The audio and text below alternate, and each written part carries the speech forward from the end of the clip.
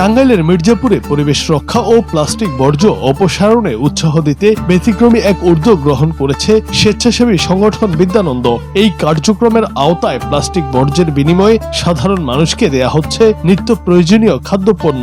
জানা গেছে, নির্দিষ্ট পরিমাণ প্লাস্টিক বোতল ও অন্যান্য প্লাস্টিক বর্জ্য জমা দিলে তার বিনিময়ে চাল, ডাল, তেল, বিস্কুট সহ বিভিন্ন খাদ্যপণ্য পাচ্ছেন সাধারণ মানুষ। বিদ্যানন্দের এই অভিনব উদ্যোগের ফলে একদিকে যেমন পরিবেশ থেকে ক্ষতিকর প্লাস্টিক বর্জ্য কমছে, অন্যদিকে তেমনি সরাসরি উপকৃত হচ্ছেন স্থানীয় নিম্ন আয়ের মানুষ। পরিবেশ রক্ষা ও সামাজিক সহায়তার এই চমৎকার সমন্বয় এলাকায় বেশ সাড়া ফেলেছে।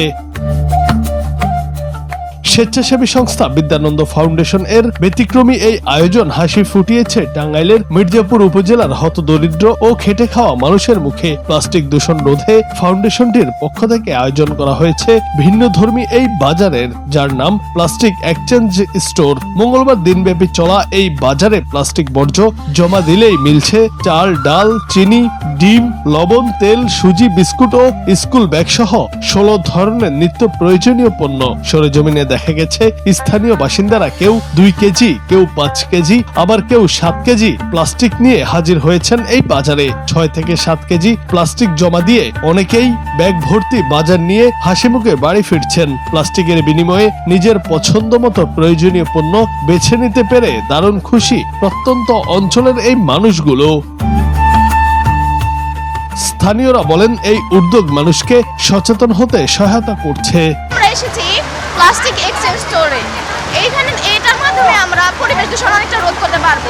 বাংলাদেশে যে পরিমাণ প্লাস্টিকের দেখছি আমরা, যে পরিমাণ ব্যবহার প্লাস্টিকের হচ্ছে, এতে বাংলাদেশের পরিবেশে যে দূষণটা হচ্ছে সেই দূষণটা কমানোর জন্য এটা একটা দারুণ উদ্যোগ। কত দিচ্ছে আর আড়া দিছে, খুশি হয়েছি। 2 মাস আমার প্লাস্টিক করে থাকি, এই যে করে থাকে চিপসের প্যাকেট, এগুলোর জন্য আমাদের মাটির ক্ষতি হচ্ছে, পুকুরের ক্ষতি হচ্ছে, তারপরে যে নদীর ক্ষতি হচ্ছে। এগুলা যে প্লাস্টিক আইনা আমরা এদিকে দিচ্ছি, এদের একটু দিয়ে দিচ্ছে। আমি তো আনছি, আমি আনার পরে যে এদিকে কলম দিচ্ছে, এরা আসলে অনেক ভালো। এগুলো উদ্যোগ আরো নেওয়া উচিত।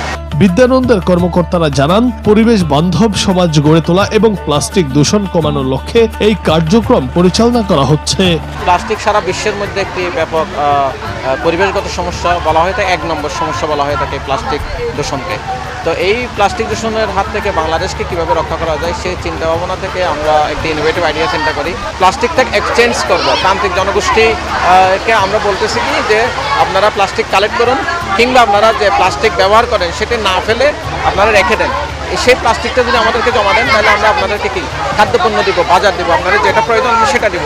এবং এটা খুব টনিকের মতো কাজ করে। এবং আমরা সারা দেশে কিন্তু এই প্লাস্টিক এক্সচেঞ্জ স্টোরটা আমরা পরিচালনা করতেছি 2022 সাল থেকে। এবং 2022 সাল থেকে এই পর্যন্ত প্রায় 5 লক্ষ কেজি প্লাস্টিক কিন্তু আমরা স্বেচ্ছাশ্রমের মাধ্যমে আমরা রিসাইকেল করতে সক্ষম হয়েছি। আমরা আশা করতেছি এরকম এই সবাই ব্যক্তি লেভেল থেকে শুরু করে প্রত্যেকটা অর্গানাইজেশন এভাবে যদি এগিয়ে আসে, তাহলে বাংলাদেশ থেকে সচেতনতার মাধ্যমে এই অনেকাংশে এই সমস্যার সমাধান হবে বলে আমাদের বিশ্বাস।